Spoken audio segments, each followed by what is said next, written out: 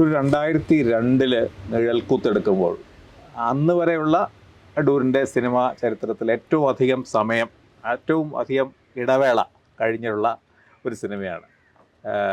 7 വർഷത്തോളം കഥാപുരുഷന് ശേഷം 7 വർഷത്തിന് ശേഷമാണ് എടുക്കുന്നത്. അപ്പോൾ അടൂർ പറഞ്ഞിട്ടുണ്ട്, ഞാൻ ഏറ്റവും കൂടുതൽ സമയമെടുത്ത് അതിനു വേണ്ടി ഒരുങ്ങിയ ഒരു സിനിമയാണ് നിഴൽക്കുത്ത്.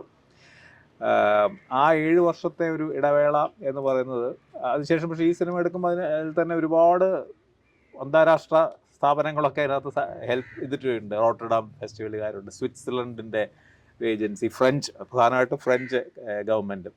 അപ്പോൾ ഈ 7 വർഷത്തെ നീണ്ട ഇടവേളയ്ക്ക് പ്രത്യേകിച്ച് കാരണം വല്ലതും ഉണ്ടായിരുന്നോ, അതോ സാധാരണ സമയം കൂടുതലെടുക്കും എന്നാലും 7 വർഷം അന്ന് എടുക്കാൻ? പലപ്പോഴും നമുക്ക് ഇഷ്ടപ്പെട്ട ഒരു പ്രമേയം മനസ്സിൽ വരത്തില്ല.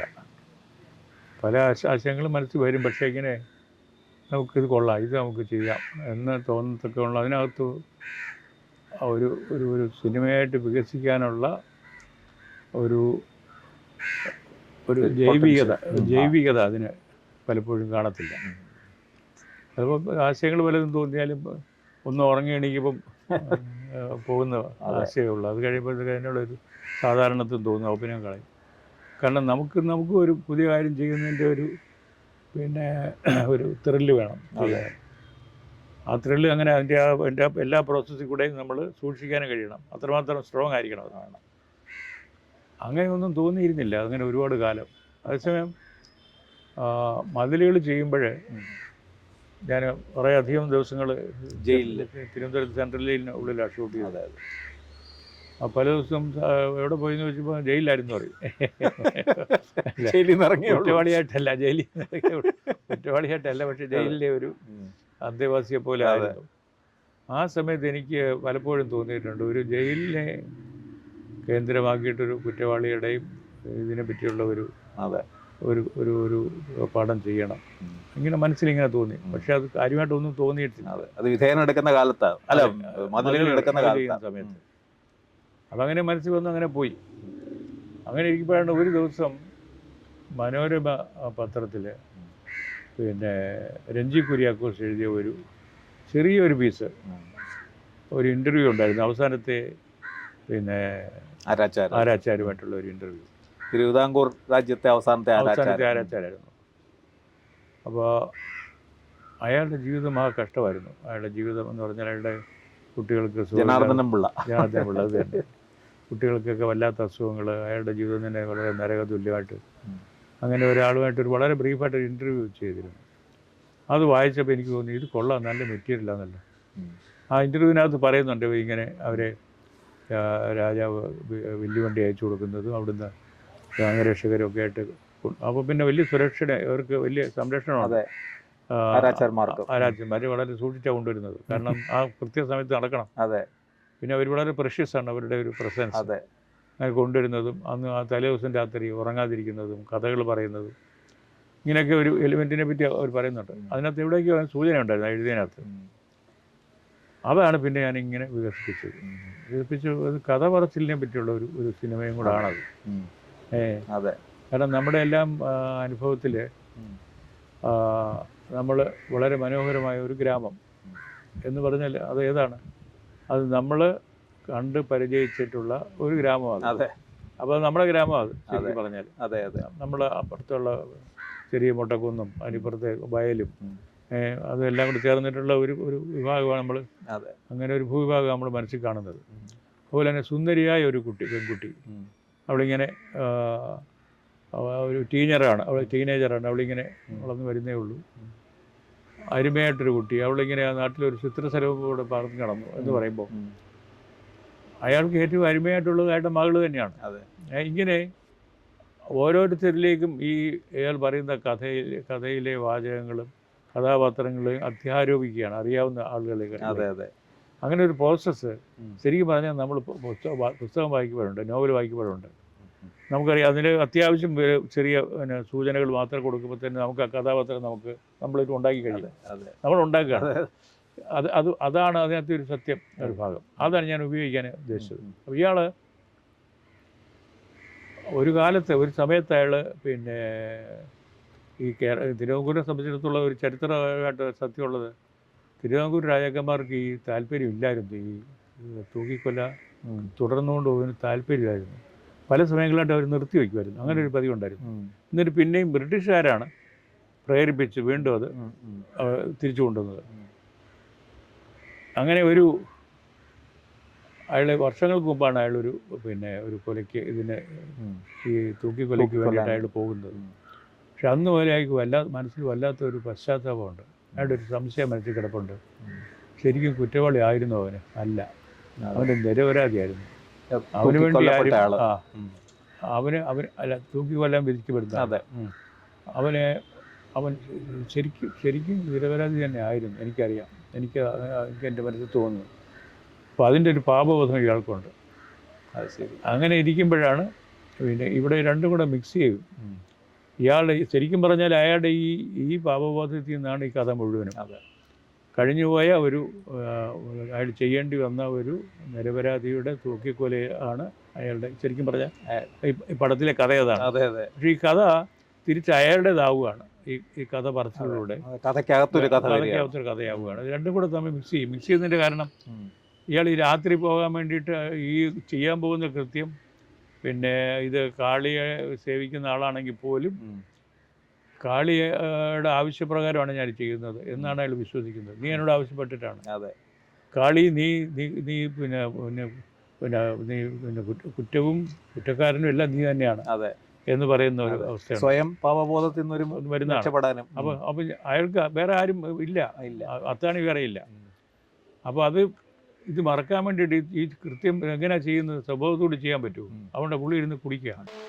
കഴുത്തിലെ കയറ് പോടുമ്പോൾ അവ എന്നെ ചൊല്ലാൻ തരുമോ? ഞാൻ നിരപരാധിയാ, എന്നെ കൊല്ലല്ലേന്ന് പറയാത്ത പുള്ളികളുണ്ടോ? നീ ഇങ്ങ നനയ്ക്കുന്ന മാതിരി ഇല്ല. അവ ഉണ്മയിലേ നിരപരാധി. ഇനിയിപ്പോൾ അതൊക്കെ പറഞ്ഞ് വിഷമിച്ചിട്ട് എന്താ? കൊല്ലം ഒത്തിരി ആയില്ലേ? അവ നിരപരാധി. പിറകുതായി എല്ലാം തെരിഞ്ഞത് ആനാ, എന്നാലും ഒന്നുമേ ചെയ്യ മുടിയില്ലേ. അപ്പോൾ ഈ വളരെ രസികരായിട്ടുള്ള ഒന്ന് രണ്ട് വാർഡർമാരാണ് ഇയാൾ കൂടെ പോയിരിക്കുന്നത്. രാത്രി ഇയാൾ ഉറക്കാൻ പാടില്ല. അങ്ങനെ ഇയാൾ തന്നെ പറയുന്നുണ്ട്, അയാൾ ഉറങ്ങാൻ പാടില്ല. കാരണം മറ്റേയാളും ഉറങ്ങുന്നില്ല. ഈ തൂക്കി കൊല്ലപ്പെടാൻ പോകുന്ന ആൾ ഉറങ്ങത്തില്ല. അന്ന് രാത്രി അയാൾക്ക് ഉറങ്ങാൻ പറ്റത്തില്ല. വെളുപ്പിന് 5 മണിക്കോ 6 മണിക്കോ മുമ്പാണ് കൃത്യം നടക്കണം. അപ്പോൾ അതുകൊണ്ട് അയാൾ ഉറങ്ങത്തില്ല. അപ്പം ഈ ആരാച്ചാരും ഉറങ്ങാൻ പാടില്ല എന്നുള്ളൊരു കൺസെപ്റ്റാണ്. അപ്പോൾ അയാൾ ഉറങ്ങാതിരിക്കാൻ വേണ്ടിയിട്ടാണ് ഈ കഥ പറയുന്നത്. കഥ പറയുമ്പം വലിയ ഇയാളുടെ കഥ കൃത്യമായിട്ടും ഈ പുണ്യ ആത്മാക്കളുടെ കഥയൊക്കെയാണ് പറഞ്ഞു തുടങ്ങുന്നത്. അപ്പം ഇയാൾ പറയും, എന്താ കഥ ഇവിടെ നല്ല എന്നെ തൂങ്ക വിടാത്ത ഒരു കഥ ചൊല്ലും എന്ന് പറയും. എന്നെ ഉറക്കം വിടാതെ, എനിക്ക് ഉറക്കം വരുത്തരുത്. കൊച്ചു കുഞ്ഞിന്റെ നിഷ്കളങ്കതയോടെ അവൻ കാളയോട് പറഞ്ഞു, വഴിന്ന് മാറ. ശിലയായി കിടന്ന നന്ദി എണീറ്റ് മാറിക്കിടന്നു. ഇപ്പോഴവിടെ ചെന്നാ കാണാം, നന്ദി വിഗ്രഹം വഴിമാറിയാ കിടക്കുന്നത്. இந்த கதை விடுங்க, என்னை தூங்க விடாத ஒரு கதை சொல்லுங்க.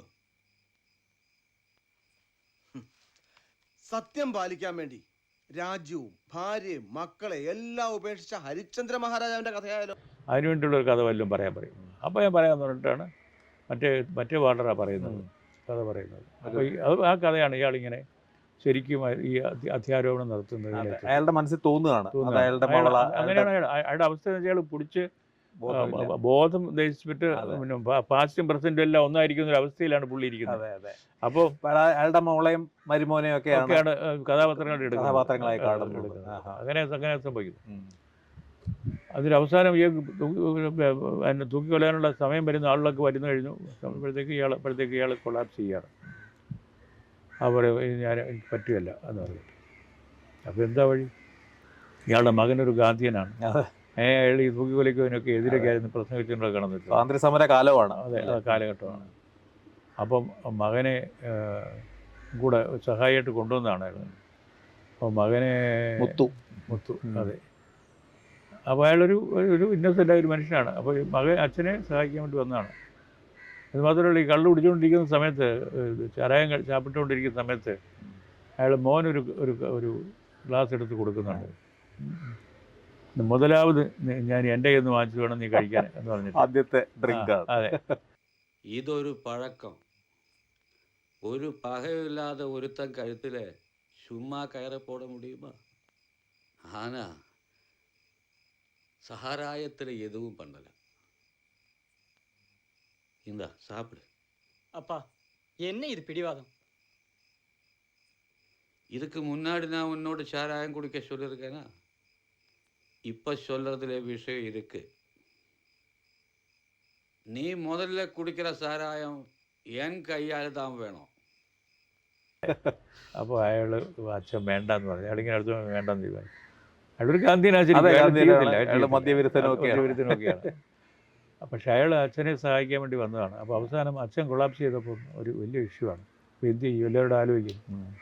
അപ്പോൾ ഞാൻ ബന്ധുക്കൾ വല്ലതും ഉണ്ടോ? അടുത്ത ബന്ധുക്കൾ വല്ലതും ഉണ്ടെങ്കിൽ നമുക്ക് അവരെ കൊണ്ട് ജയിക്കാം. ഇപ്പോഴും മകൻ വന്നിട്ടുണ്ടെന്ന് പറഞ്ഞു. അപ്പം പിന്നെ ശരിയാവും. ഇയാളെ ഈ കുറേ ആരാച്ചാരുടെ വേഷം അണിയിക്കുകയാണ് ഇയാളെ.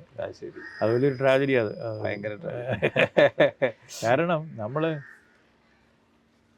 നമ്മൾ എത്ര ആദർശവാദിയാണെങ്കിൽ പോലും നമ്മൾ ജീവിക്കുന്ന ചുറ്റുപാടുകൾ നമ്മളെ കശിക്ക് അപ്പുറത്ത് കൊണ്ടുപോകും. അതെ, അതാണ് പറയുന്നത്. അതെ അതെ. ഇതിലിപ്പോൾ ഈ കുറേ ലെവൽസ് ഉണ്ട് ഈ സിനിമയ്ക്ക്. ഒന്ന് വളരെ രസകരമായി ജനാർദ്ദൻ പിള്ള എന്ന് പറയുന്ന മനുഷ്യൻ കളിയപ്പനാവുകയാണ് അടൂരിൻ്റെ സിനിമയിൽ. അതിലേറ്റവും സ്ട്രൈക്കിംഗ് ആയിട്ട് തോന്നിയത് അടൂരനെ പലതവണ ചൂണ്ടിക്കാണിച്ചിട്ടുണ്ട്. ഈ ആരാച്ചാർ എന്ന് പറയുമ്പോൾ നമ്മുടെ മനസ്സിലുള്ള ഒരു സങ്കല്പമുള്ള ഒരു ക്രൂരനാണ്, ഭയങ്കര ദുഷ്ടനാണ്. അതിന് നേരെ വിരുദ്ധനായിട്ടുള്ള ഒരു ഇമേജാണ് ഒടുവിൽ ഉണ്ണികൃഷ്ണൻ. പാവം എന്ന് മാത്രമല്ല, ഒരു കരുണ തുളുമ്പുന്ന മുഖമാണ് അദ്ദേഹത്തിന്റെ. അതൊരു ബോധപൂർവമായിട്ടുള്ളൊരു വളരെ നിർബന്ധമായിരുന്നിരിക്കുകയാണല്ലേ. കാരണം നമുക്ക് ഈ കുഞ്ഞുനാൾ മുതലേ നമ്മൾ കേട്ടിട്ടുള്ളത് കുട്ടികളായിരിക്കുമ്പം അനുസരിച്ചില്ലേ ആരാച്ചാർ വിളിക്കുന്നു പറയും. അപ്പോൾ അങ്ങനെ ആരാച്ചാർ എന്ന് പറഞ്ഞ ഒരു ഭീകരരൂപിയാണ്. അതെ. പക്ഷെ അയാൾ ശരിക്കും ഒരു സാധാരണ മനുഷ്യനാണ്. അയാൾ ഈ തൊഴിലാണ് അയാളുടേത്. അയാളുടെ തൊഴിലും അയാളെയും ഒന്നാക്കി നമ്മൾ കാണുന്നു. അതെ അതെ അതെ. വളരെ കഷ്ടകരമായ തൊഴിലാണ് ചെയ്യുന്നത്. പക്ഷെ ജീവിക്കാനുള്ള പങ്കപാടില്ലാത്ത കംപ്ലീറ്റ് ആയിട്ട് ആ സ്റ്റീരിയോ ടൈപ്പിനെ തലകുത്തി നിർത്തുകയാണ്. ഈ ആരാച്ചാരനെ പറ്റിയ സങ്കല്പം മുഴുവൻ മാറി മറിഞ്ഞു. കാരണം അന്ന് തന്നെ ഈ വാർത്തകളൊക്കെ വരുമ്പോൾ ഒടുവിൽ ഉണ്ണികൃഷ്ണനാണ് ആരാച്ചാരതായിട്ട് വരുന്നതെന്ന് വിചാരിക്കുമ്പോൾ പിന്നെ സിനിമ കാണുമ്പോഴാണ് അത് എന്താണത്. നമ്മുടെ സെൻട്രൽ ജയിലിൽ ഷൂട്ട് ചെയ്തുകൊണ്ടിരിക്കുമ്പോഴേ അപ്പുറത്തൊക്കെ വാർഡർമാർ അങ്ങോട്ട് ഞാനും പറയുന്നു, ഇയാളെ ഒന്ന് ആരാച്ചാരാക്കിയിരിക്കുന്നു. അവർ പോലും വിശ്വസിക്കുന്നില്ല.